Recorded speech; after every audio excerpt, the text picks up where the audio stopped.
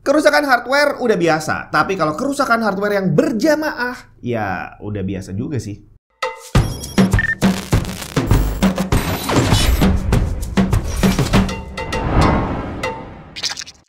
Halo semua, Jun di mana? Beberapa waktu yang lalu kita udah sering lihat mondar-mandir di berita dibahas sama YouTuber gitu ya. Ada kerusakan hardware yang terjadi bukan ke satu orang tapi ke banyak orang, berjamaah, beramai-ramai, kerusakan massal. Dari kasus kebakarnya konektor GPU RTX 4090 waktu itu yang katanya banyak banget yang ngalamin gitu ya.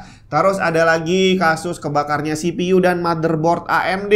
Terus ada lagi kasus kebakarnya power supply Gigabyte. Nah, cuma di sini kalau dibilang bahwa hal ini terjadi ke banyak orang, ini yang kita nggak tahu sebenarnya keberapa banyak. Nah, termasuk di tahun ini itu ada kejadian satu lagi dan saya sendiri baru tahu. Dan ini kejadian adalah kerusakan pada storage drive. Tepatnya untuk satu SSD portable atau SSD eksternal dari brand yang sudah terkenal, sebutlah SanDisk. Ini kalau secara brand itu dia udah diakuisisi sama Western Digital. Nah, ceritanya ada beberapa tipe dari storage yang seperti ini bentuknya itu bermasalah. Dan ini terjadi bukan cuma di 1-2 orang, tapi beneran sampai dijadikan artikel. Pokoknya sampai heboh banget lah. Jadi ceritanya itu beberapa bulan lalu saya sempat nonton sebuah video di YouTube gitu ya yang ngebahas masalah SanDisk ini. Intinya sih di situ yang bikin video kecewa dengan SSD portable yang dia beli. Dia baru beli SanDisk yang dimaksud 4 TB, udah diisi banyak data dan tiba-tiba 2 hari kemudian waktu mau dibuka terbaca data di dalamnya zero, hilang sendiri. Dan ternyata si Lila yang bikin video ini nggak sendirian. Ada banyak orang lagi mengalami hal yang sama. Dari awal sekitar bulan Februari 2023 ada yang udah membuat postingan di Reddit tentang hal ini.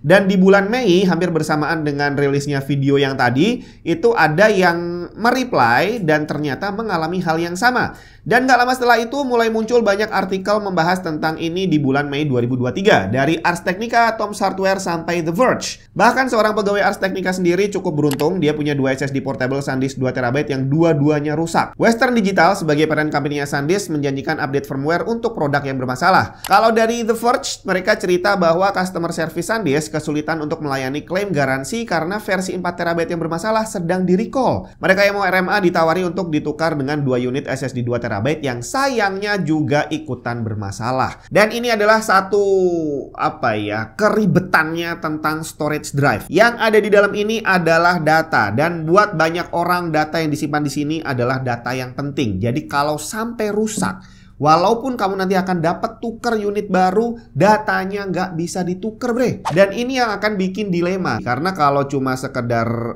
recover pakai software, itu banyak orang yang kalau pakai software gratisan ya agak ragu-ragu karena terbatas gitu ya. Tapi kalau mau pakai software berbayar, takutnya udah terlanjur bayar, udah terlanjur beli, ternyata nggak bisa dibalikin juga. Tapi kalau mau pakai jasa, orang yang bisa ngebongkar terus ngambil chipnya di kanibal dan segala macam, itu memang kemungkinan bisanya lebih besar untuk di recover, tapi secara biaya akan jadi jauh lebih mahal dan yang pasti garansi akan hilang. Jadi pilihannya bener-bener berat. Mau di recover bisa jadi garansinya hilang, tapi kalau mau digaransiin datanya yang jadi hilang. Jadi kalau kamu udah jadi korban dan belum sempat kamu kirim untuk ditukar, kamu bisa cobain untuk recover data. Jangan pakai program gratisan, tapi pakai program berbayar yang dijadikan giveaway, bre. Jadi kalau kamu udah pernah denger ISAS, ya itu mereka punya salah satu software untuk merecover data yang hilang, dan mereka membagikan softwarenya gratis untuk para korban SanDisk. Cara dapetinnya gampang banget. Kamu tinggal kirim email ke alamat ini, redemption@isas.com, dengan judul SanDisk Extreme SSD Data Recovery Help Needed. Di situ kamu tulis aja tipe SSD yang bermasalah apa, kapan belinya, dan ceritain gimana masalahnya. Termasuk kamu butuh license key-nya untuk Windows atau Mac. Dan udah, tungguin aja balasan dari mereka untuk dapetin license key-nya. Buat kamu yang belum tahu, ISAS ini adalah pemain lama. Jadi jangan khawatir kalau programnya abal-abal, terus banyak virus dan segala macam. Enggak, bre. Mereka adalah pemain yang sudah punya pengalaman 17 tahun di bidang storage drive dan storage data recovery gitu ya. Dan software yang mereka tawarkan gratis untuk para korban SSD rusak dari SanDisk ini adalah ISAS Data Recovery Wizard Pro. Yang kalau mau beli sendiri harganya lumayan ya. Subscription tahunannya $99 atau untuk yang sekali beli harganya $149.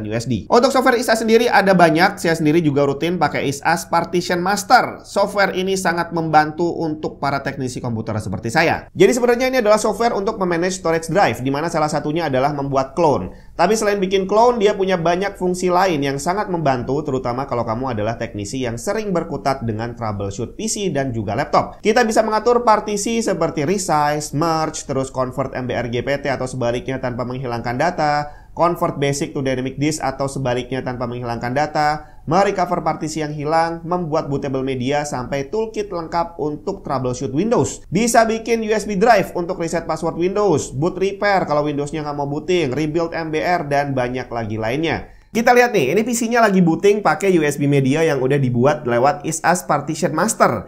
Dan saat kita masuk langsung disambut dengan Partition Master WinPE Edition. Jadi ceritanya, flash drive ini bisa dijalankan walaupun Windows kamu error atau bahkan nggak ada Windows-nya sekalipun, kamu bisa tetap booting pakai flash drive ini ya. Di sini ada banyak banget yang bisa kita lakukan, salah satunya adalah password reset. Jadi begitu dijalankan, dia akan langsung ngedetect Windows-nya ada di partisi mana, dan kita tinggal pilih aja user account mana yang mau kita reset passwordnya. Dan prosesnya gampang banget, kamu tinggal klik next, next, next aja, dan semuanya bisa diproses dengan cepat sekali.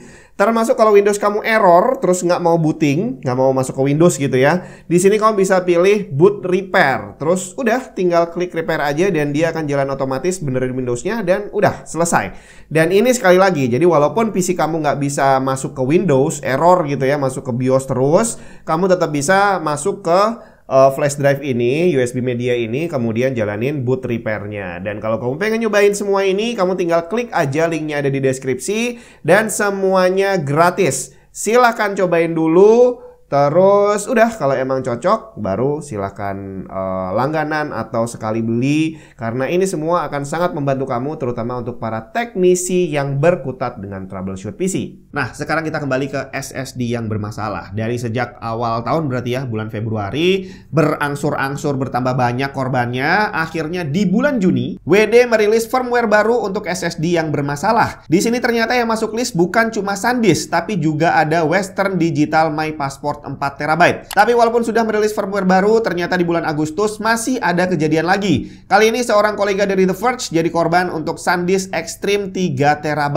Nah, tinggal di Indonesia, saya nggak tahu apakah udah ada orang yang menjadi korban SanDisk. Tapi seandainya kamu adalah salah satu pengguna SanDisk yang tipe ini, Extreme, Portable, dan Extreme Pro, dan kamu mengalami tiba-tiba datanya hilang, kamu bisa langsung coba dulu untuk klaim giveaway dari ISAS sebelum kamu klaim garansi dari SSD-nya. Dan udah itu aja buat tadi yang pengen ngeklaim, udah saya jelasin caranya. Untuk berikutnya kamu bisa baca aja di deskripsi, lengkap linknya ada di sana semua. Dan kita ketemu lagi di video yang lain.